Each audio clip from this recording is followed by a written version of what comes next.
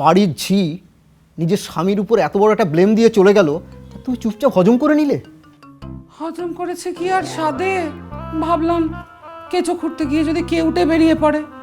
তাছাড়া রেখার তো চেহারাটা বেশ ভালোই, ঢলঢলে চেহারা, দেখতে শুনতেও ভালো। ভাবলাম তোমার যদি আবার সত্যি সত্যি ওর উপর নজর পড়ে গিয়ে থাকে। কি যে বলো, কোথায় তুমি আর কোথায় রেখা, কোথায় কাশ্মীরিগুলো আর কোথায় বকুলের চুল। তুমি ভাবলে কি করে তুমি থাকতে আমি কাজের মেয়ের প্রেমে পড়বো? না ভাবার কি আছে, এখন তো এটাই ট্রেন্ড। বউ একটু পুরনো হলেই অন্যদিকে মন ছুকছুক করে। রাস্তাঘাটের বুড়োগুলোকে তো দেখি, চায়ের দোকানে বসে চা খেতে খেতে আশপাশ দিয়ে কোনো মেয়ে গেলেই তার দিকে তাকিয়ে থাকে, যেন সুযোগ পেলেই আর একবার ছাদনা তলায় গিয়ে ঘুরে আসে। তুমি শুধু বুড়োগুলোর দোষ দেখছো, বুড়িগুলোর কথা বলো। পয়সাওয়ালা ছেলে দেখলে বয়সের তোয়াক্কা না করে কেমন বন্ধু পাতিয়ে পকেট ফাঁকা করে দেয়। ও মা, তুমি টাকার ফুটানি মারলে সে বুড়ি হোক আর ছুরি হোক, সে তো সুবিধা নেবেই।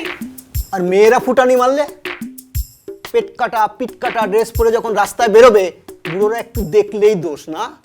সে তুমি যতই বলো, শহরের বুড়োগুলো না ভীষণ হ্যাংলা হয়, বিশেষ করে ওই পয়সালা বুড়োগুলো।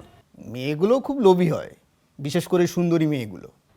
মানছি এখনকার মেয়েরা একটু লোভী, কিন্তু সব মেয়ে সমান নয়। সব বুড়ো কি সমান হয়? আসল কথা হচ্ছে সব পুরুষ যেমন হ্যাংলা নয়, সব মেয়েও ধোয়া তুলসী পাতা নয়।